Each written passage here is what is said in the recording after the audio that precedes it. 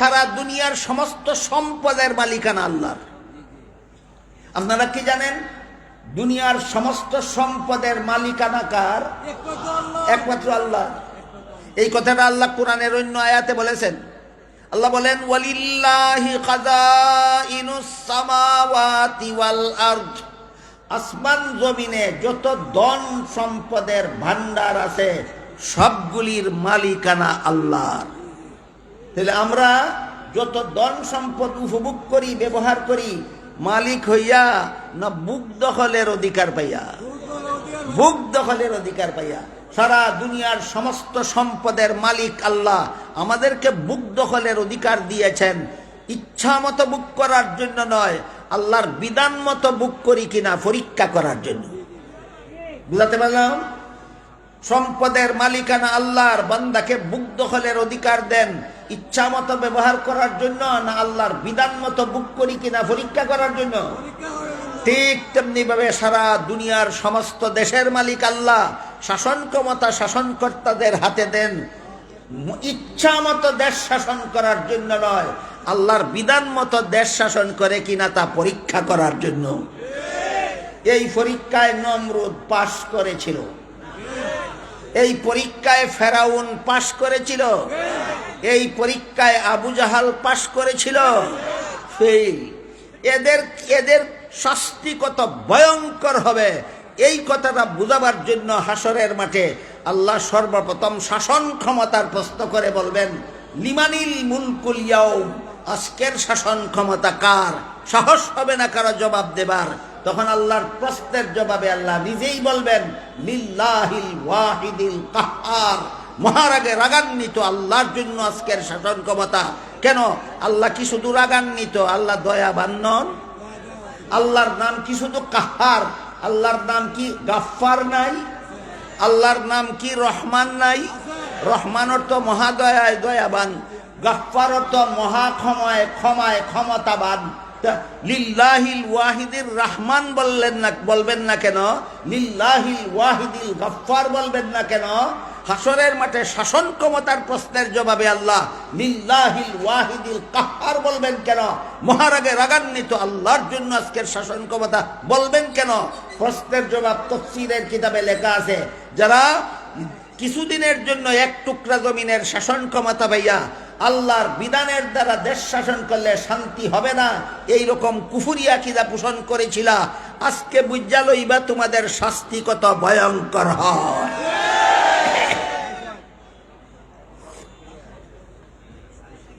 এবার বলুন, সূরা মায়েদার 33 নম্বর আয়াতে আল্লাহ সরকারকে জাতীয় সন্ত্রাস দমনের ব্যবস্থা প্রদান করেছেন কিনা? করেছেন। কোথায়? আদালতে। কোথায়? আদালতে।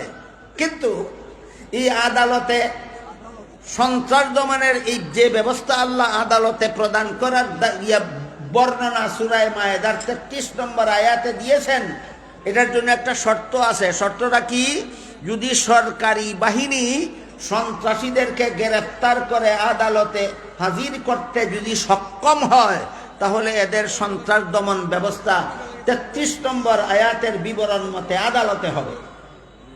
তাহলে আদালতে সন্ত্রাসীদের বিচার হবে 4 পদ্ধতিতে।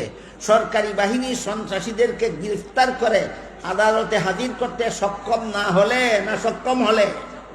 হ্যাঁ, সক্ষম হলে। কিন্তু যদি কোনো সন্ত্রাসী দলকে সরকারি বাহিনী গ্রেফতার করতে ব্যর্থ হয়, 10 জন পুলিশ গেল সন্ত্রাসীকে গ্রেফতার করার জন্য, 50 জন সন্ত্রাসী অস্ত্র নিয়ে পুলিশের মোকাবেলার জন্য দাঁড়িয়ে গেল, পরিস্থিতি যদি এমন দাঁড়ায়, তাইলে কি এই সন্ত্রাস দমন ব্যবস্থা আর আদালতের মাধ্যমে সম্ভব? সম্ভব নয়। তখন সন্ত্রাস দমনের ব্যবস্থা হইল আর আদালত নয়, যেখানে সন্ত্রাসীদের আস্তানা আছে সেখানে সেনাবাহিনী পাঠিয়ে দাও এবং এদের বিরুদ্ধে জিহাদ ঘোষণা করো। এই হইল ইসলামের জিহাদ বিধান। কিছুটা বুঝাইতে পারলাম? সন্ত্রাস দমনের, জাতীয় সন্ত্রাস দমনের প্রাথমিক ব্যবস্থা হইল আদালত, আর জাতীয় সন্ত্রাস দমনের চূড়ান্ত ব্যবস্থা হইল জিহাদ। চূড়ান্ত ব্যবস্থাটা কি? জিহাদ। ঠিক তেমনি ভাবে আন্তর্জাতিক সন্ত্রাস দমনেরও প্রাথমিক ব্যবস্থা আদালত, আর চূড়ান্ত ব্যবস্থা জেহাদ। প্রাথমিক ব্যবস্থা আদালত, আর চূড়ান্ত ব্যবস্থা জেহাদ। আমি আগেই বলেছি আন্তর্জাতিক সন্ত্রাস দমন ব্যবস্থাটা অনেক কঠিন, অনেক লম্বা, অনেক ব্যাপক। সেই আলোচনায় গেলে অনেক ছোটোখাটো জরুরি কথা আপনাদেরকে বলার সুযোগ পাবো না। এই জন্য আন্তর্জাতিক সন্ত্রাস দমন ব্যবস্থার আলোচনাটা আপাতত মুলতবি থাকবে। আমরা এবার জাতীয় সন্ত্রাস দমনের চূড়ান্ত ব্যবস্থা যে জেহাদ, এটা কিভাবে শুরু হইল? পুলিশ গেল সন্ত্রাসী বাহিনীকে গ্রেফতার করে আদালতে হাজির করতে। সন্ত্রাসীরা পুলিশের হাতে আত্মসমর্পণ না করে অস্ত্র নিয়ে পুলিশের মোকাবেলার জন্য দাঁড়িয়ে গেল। এবার বলুন তো, আদালতে হাজিরই করতে পারলো না, আদালতের দ্বারা দমন করা কি সম্ভব? সম্ভব নয়। তখন ওই জেহাদ শুরু হবে। তখনকার জেহাদের সিস্টেমটা হলো, পুলিশ বাহিনীকে পিছু হটতে বলবে সরকার, আর সেনাবাহিনীকে আগে বাড়তে বলবে সরকার। সন্ত্রাসী বাহিনী যদি 50টা হয়, 500 সেনাবাহিনী পাঠিয়ে দেবে। যেখানে সন্ত্রাসী রাস্তা না, সেখানেই জেহাদ ঘোষণা হয়ে যাবে। তাইলে ইসলামের জেহাদ বিধানটা গায়ের দূরে কাউকে মুসলমান বানাবার জন্য না, সন্ত্রাস দমনের জন্য। আমি কি বিষয়টা আজকে আপনাদেরকে বুঝাতে পারলাম? গতকাল একটা কথা বলেছি, সন্ত্রাস দুই প্রকার, একটা অস্ত্র সন্ত্রাস আর একটা তথ্য সন্ত্রাস। এই উভয় প্রকার সন্ত্রাস দমনের জন্য ইসলামে জেহাদ ব্যবস্থা প্রবর্তন করা হয়েছে। এতক্ষণ যত সন্ত্রাসের কথা বললাম, এই সবগুলি হইল অস্ত্র সন্ত্রাস। আর এক রকমের সন্ত্রাসের নাম আছে তথ্য সন্ত্রাস। দল বেঁধে অস্ত্র নিয়ে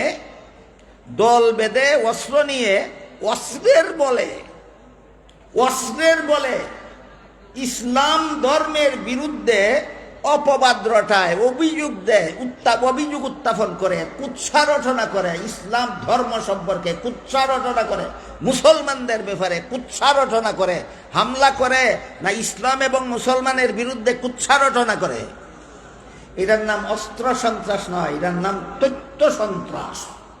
এটার নাম কি সন্ত্রাস?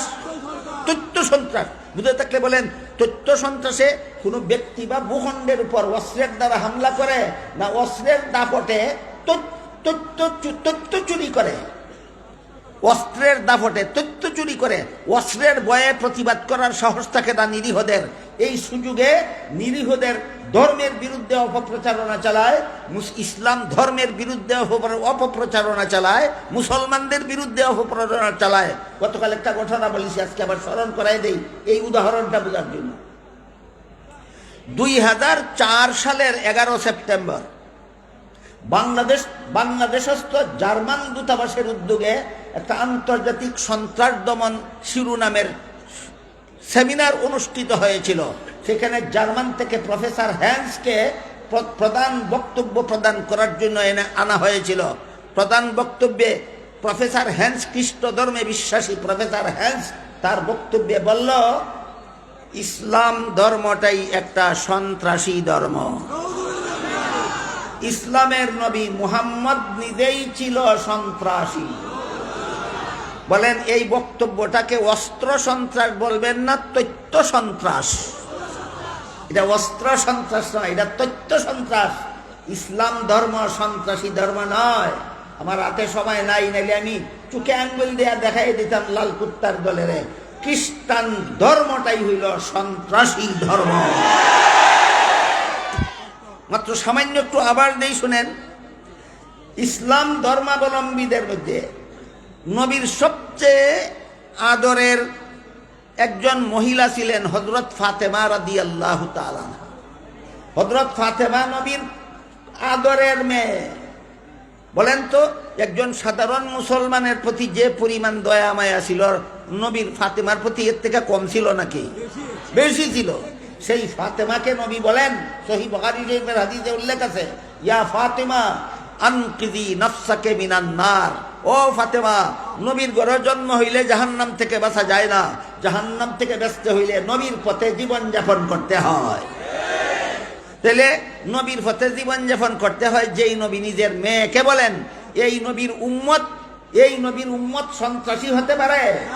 এই নবীর উম্মত সন্ত্রাসী হতে পারে না। এবার আমি আপনাদেরকে একটু আবার দেওয়ার চেষ্টা করব, খ্রিস্টানদের ধর্মটাই সন্ত্রাসী। খ্রিস্টানদের ধর্মটাই সন্ত্রাসী। এটাও আমি গতকাল অথবা পরশু বলেছি। খ্রিস্টান মিশনারি বাংলাদেশের পক্ষ থেকে যত বই প্রকাশিত হয়েছে এর মধ্যে একটা বইয়ের নাম আছে কুরআনের আলোকে বেহেশতে যাওয়ার পথ। এই বইয়ে বাংলাদেশের বাংলা ভাষাভাষী খ্রিস্টানেরা লিখেছে যে দুনিয়ার যে কোনো মানুষ শুধুমাত্র যিশুকে আল্লাহর পুত্র বিশ্বাস করবে, সে যত চুরি করুক, যত ডাকাতি করুক, যত খুন খারাপি করুক, যত সন্ত্রাস করুক, যত বদমাশি করুক, যত দুর্নীতি করুক, যত জালিয়াতি করুক, যিশুকে আল্লাহর পুত্র মানার কারণে সব মাফ। যাদের ধর্ম বিশ্বাস হইল শুধু যিশুকে আল্লাহর পুত্র বিশ্বাস করলে যত অপরাধ করবে, যত মানুষ খুন করবে, যত সন্ত্রাসী কর্মকাণ্ড করবে সব মাফ। সেই ধর্মে সন্ত্রাস নিষিদ্ধ না সন্ত্রাসের দরজা খোলা? সুতরাং প্রফেসর হ্যান্স অথবা তার পা চাটা গুলামদের বলে দিচ্ছি, ইসলাম সন্ত্রাসী ধর্ম নয়, খ্রিস্টান ধর্মটাই সন্ত্রাসী ধর্ম। আমি শুধু আপনাদেরকে একটা কথা বুঝাবার জন্য কথাটা বলেছি, সেটা হলো এই যে বলে গেল ইসলাম ধর্মটাই সন্ত্রাসী ধর্ম, ইসলামের নবী মুহাম্মদ নিজেই ছিলেন সন্ত্রাসী। এটা অস্ত্র সন্ত্রাস না তথ্য সন্ত্রাস? এই দুই রকম সন্ত্রাস দমনের জন্য ইসলামে জেহাদ বিধান প্রদান করা হয়েছে। কেউ যদি কোনো মুসলমানের উপর অস্ত্র নিয়ে হামলা করে না, দল বেঁধে, কেউ যদি মুসলমানদের বিরুদ্ধে ভুল তথ্য ছড়ায় না, কেউ যদি ইসলাম ধর্মেরও বদনাম করে না, তাহলে স্বাধীনভাবে সারা জীবনভর শান্তিপূর্ণভাবে সে তার ধর্ম পালনের সুযোগ পায় মুসলমান শাসিত দেশেও। মুসলমান শাসিত দেশেও এরা হইল শান্তিপ্রিয় ও মুসলিম। যে সমস্ত অমুসলিমরা মুসলমানের সমাজে বাস করে, মুসলমানদের দেশে বসবাস করে, এই দেশের বৈধ নাগরিকত্ব নিয়ে মুসলমান সমাজে যে সমস্ত অমুসলমানরা বসবাস করে, এরা যদি মুসলমানদের বিরুদ্ধে তথ্য সন্ত্রাস ছড়ায় না, এরা যদি ইসলামের বিরুদ্ধে তথ্য সন্ত্রাস ছড়ায় না, তাহলে এদের বিরুদ্ধে জেহাদ চলে না। এদেরকে শান্তিপূর্ণভাবে এদের ধর্ম পালনের সুযোগ সুবিধা আল্লাহর বিধানে শাসিত দেশেও রয়েছে। তাহলে ইসলামের জেহাদ বিধান শুধু দুই প্রকার সন্ত্রাস দমনের জন্য, একটা হইল অস্ত্র সন্ত্রাস আর একটা হইল তথ্য সন্ত্রাস। বুঝলেন তথ্য সন্ত্রাসের উদাহরণ? এই যে প্রফেসর হ্যান্সে 2004 সালের 11 সেপ্টেম্বর ঢাকাস্থ জার্মান দূতাবাসে দাঁড়িয়ে বলে গেল ইসলাম ধর্মটাই সন্ত্রাসী ধর্ম, মুসলমানের ধর্মটাই সন্ত্রাসী ধর্ম। কাজেই কোনো মুসলমানকে হামলা করে ধ্বংস করার জন্য নতুন কোনো অপরাধের দরকার নাই, তোমার ধর্মই সন্ত্রাসী ধর্ম, এইটাই তোমাকে সন্ত্রাসী হামলা চালাবার জন্য যথেষ্ট। এই বক্তৃতাটা অস্ত্র সন্ত্রাস গণ্য হবে না তথ্য সন্ত্রাস? এই যে হইল তথ্য সন্ত্রাসের উদাহরণ। ইসলামে দুই প্রকার সন্ত্রাস দমন ব্যবস্থা হিসাবে দেওয়া হয়েছে জেহাদের বিধান। বুঝে থাকলে এবার বলেন, ইসলামে জেহাদ বিধান দেওয়া হয়েছে গায়ের জোরে কাউকে মুসলমান বানাবার জন্য না দুই প্রকার সন্ত্রাস দমনের জন্য? একটা হইল অস্ত্র সন্ত্রাস আর একটা হইল তথ্য সন্ত্রাস। এই জন্য মুফাসসিরিনে কেরাম ইসলামের জেহাদ বিধানের একটা চমৎকার উদাহরণ লিখেছেন কিতাবে। আমি সেই উদাহরণটা এবার বলি, আপনারা একটু বোঝার চেষ্টা করুন। উদাহরণটা হলো মানুষের শরীরে অত্যন্ত কঠিন একটা দুরারোগ্য রোগ হয়, যেই রোগ পুরাতন হয়ে গেলে আর কোনো চিকিৎসার দ্বারা সারে না। রোগটার নাম হইল ক্যান্সার। বলেন তো, সবচেয়ে বড় কঠিন রোগ, দুরারোগ্য রোগ, যেই রোগ পুরাতন হয়ে গেলে চিকিৎসার দ্বারা সারে না, রোগটার নাম কি? ক্যান্সার। এই ক্যান্সার যদি কোনো মানুষের শরীরের কোনো অঙ্গে ধরা পড়ে, প্রাথমিক অবস্থায় ধরা পড়লে যে অঙ্গটা ক্যান্সারে আক্রান্ত, সেই অঙ্গটা অপারেশন করে কেটে ফেলে দিলে শরীরের বাকি অঙ্গ রক্ষা করা যায়। সুতরাং প্রাথমিক অবস্থায় ক্যান্সার রোগের চিকিৎসা মালিশ, মলম, ট্যাবলেট, ক্যাপসুল না অপারেশন? অপারেশন। যেমনভাবে ক্যান্সার রোগের চিকিৎসা মলমের দ্বারা হয় না, ক্যান্সার রোগের চিকিৎসা ট্যাবলেটের দ্বারা হয় না, ক্যান্সার রোগের চূড়ান্ত চিকিৎসা হলো অপারেশন। ঠিক তেমনিভাবে আল্লাহর দৃষ্টিতে সারা দুনিয়ার মানুষের সমাজটাই একটা শরীরের মতো। মানব সমাজে যত সন্ত্রাসী দল আছে, সবগুলি সন্ত্রাসী দল এক একটা ক্যান্সারের মতো। ইসলামের জেহাদ বিধান ক্যান্সারের চিকিৎসা। যারা বুঝেন নাই তাদের জন্য আবার বলি, মানুষের শরীরে যখন ক্যান্সার হয়, এই ক্যান্সার মলমের দ্বারা সারে না, ঔষধের দ্বারা সারে না। যেই অঙ্গটা ক্যান্সারে আক্রান্ত সেই অঙ্গটা অপারেশন করে শরীর থেকে বিচ্ছিন্ন করে ফেলে দিলেই শুধুমাত্র ক্যান্সার থেকে ওই রোগটাকে রক্ষা করা যায়। ঠিক তেমনিভাবে আল্লাহর দৃষ্টিতে সারা দুনিয়ার মানব গোষ্ঠী, সারা দুনিয়ার মানুষের সমাজটা আল্লাহর দৃষ্টিতে একটা দেহের মতো, একটা শরীরের মতো। আর মানব সমাজে যত সন্ত্রাসী দল আছে, এক একটা সন্ত্রাসী দল সমাজ দেহের ক্যান্সার। ইসলামের জিহাদ বিধান এই সমাজ দেহের ক্যান্সারের অপারেশন। তাহলে ইসলামের জিহাদ বিধান গায়ের জুড়ে কোনো অমুসলমানকে মুসলমান বানাবার জন্য না, সন্ত্রাস নামের ক্যান্সারের সফল চিকিৎসা।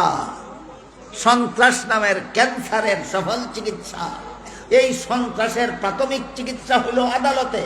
যদি পুলিশ সন্ত্রাসী বাহিনীকে গ্রেফতার করে আদালতে হাজির করতে সক্ষম হয়, তাহলে প্রাথমিক ব্যবস্থাগত সন্ত্রাসীদের দমন ব্যবস্থা কার্যকর হবে। আর যদি পুলিশ এদেরকে গ্রেফতার করতে বাধ্য হয়, তখন সেনাবাহিনী পাঠাবে সরকার, ওই সন্ত্রাসীদের আস্তানায় শুরু হইল জিহাদ। বুঝাতে পারলাম জিহাদ কোন সময় হয়? যখন কোনো অমুসলমান মুসলমান হয় না, না কোনো সন্ত্রাসীদেরকে আদালতে হাজির করা যায় না। আমার এতক্ষণের কথা বুঝে থাকে বলুন, ইসলামে জিহাদের হুকুম কখন আসে? যখন কোনো অমুসলিম মুসলমান হয় না, নাকি কোনো সন্ত্রাসীদেরকে আদালতে হাজির করা যায় না। যখন সন্ত্রাসীকে আদালতে হাজির করা যায় না, তখন ইসলাম জিহাদ ঘোষণা করে সন্ত্রাসীর বিরুদ্ধে, সন্ত্রাস দমনের জন্য। সেটা হয়তো অস্ত্র সন্ত্রাস হোক অথবা তথ্য সন্ত্রাস হোক। আপনারা হয়তো জানেন, অনেকেই জানার কথা, দেশের বাসিন্দা হিসাবে নিজের দেশের ইতিহাস জানা থাকা দরকার। যে দেশের বাসিন্দা নিজের দেশের ইতিহাস জানে না, সেই দেশের বাসিন্দা দেশের ভবিষ্যৎ সঠিক পরিকল্পনা গ্রহণ করতে পারে না। কাজে আমরা যে দেশের বাসিন্দা, এই দেশের ইতিহাস আমাদের জানা থাকা দরকার। এই ইতিহাস কেন আসলো?